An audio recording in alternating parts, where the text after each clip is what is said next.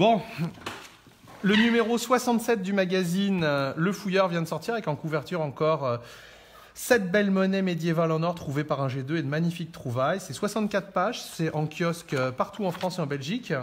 Donc le voici, on ne va pas trop vous montrer les trouvailles parce que certains abonnés se sont plaints qu'on leur gâchait la surprise. Mais vous pouvez voir qu'il y a vraiment de belles choses qui ont toutes été trouvées en détection.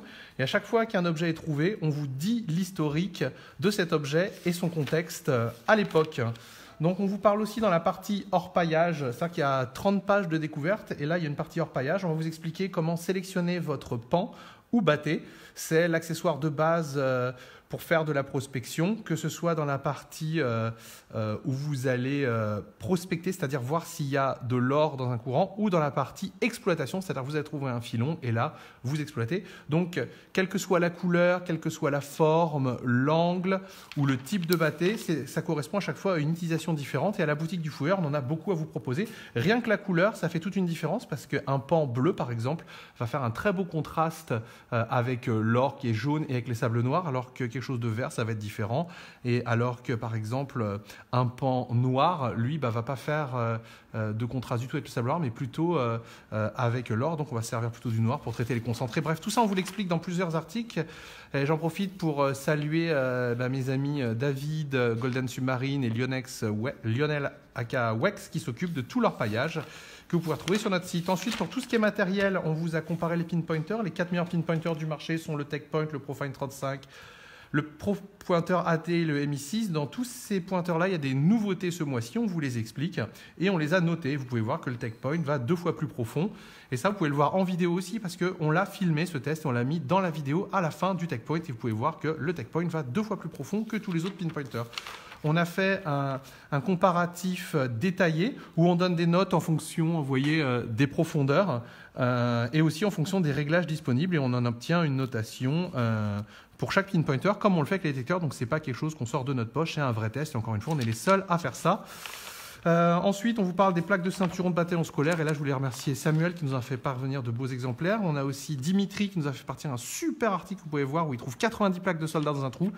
Et on traite aussi de la première partie du monnayage de Septime Sévère, qui est un empereur qui a régné de 193 à 211, si vous voulez, juste après la guerre civile, où on a eu dit Julien, Pertinax, on a eu 4 empereurs après l'assassinat de Commode, et c'est lui qui arrive à la fin et met tout le monde d'accord. Et c'est un monnayage à l'époque qui est très riche et très intéressant. Donc ça, c'est la première partie qu'on vous a rédigée. Et enfin, on en est à Detectland 3. Detectland 3, c'est le plus grand rallye organisé en Europe, outre l'Angleterre. On va d'ailleurs vous rappeler que l'Angleterre, on vous y amène à prix coûtant au Detectival, c'est une semaine avant. On a rempli 2 bus et contrairement à des concurrents qui facturaient 300 €, nous on le fait prix coûtant 170 € pour que le maximum de personnes puissent y aller et on sera 110 en Angleterre. Là, Detectland 3, eh bien, faut savoir qu'on attend cette année 500 personnes. On ne sera pas plus de 500 pour des raisons bien sûr légales. Donc en 2016 on était 320 il me semble, en 2017 à Detectland 2 on était 440 et là cette année on sera presque 500. Ça se déroule sur 2 jours, les 22 et 23 septembre à Montargis. C'est génial, c'est le plus grand rallye organisé en Europe hors Angleterre, c'est l'événement de l'année, faut y aller.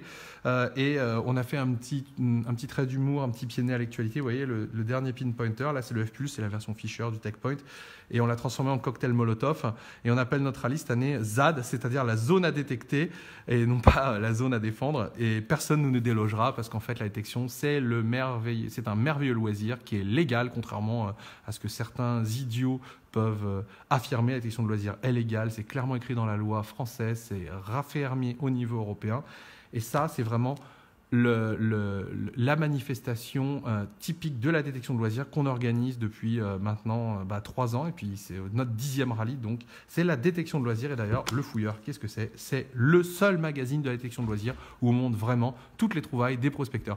Bonne lecture à tous, 64 pages, vous le trouvez en abonnement sur le site du Fouilleur, lefouilleur.com ou lefouilleur.fr, mais aussi dans tous les kiosques en France et en Belgique. Et pour trouver le kiosque le plus proche de chez vous, allez sur le site trouverlapresse.com, trouverlapresse.com, trouverlapresse.com. Vous notez votre code postal et ça vous donne le kiosque le plus proche. À très bientôt et bonne lecture. Ciao, ciao!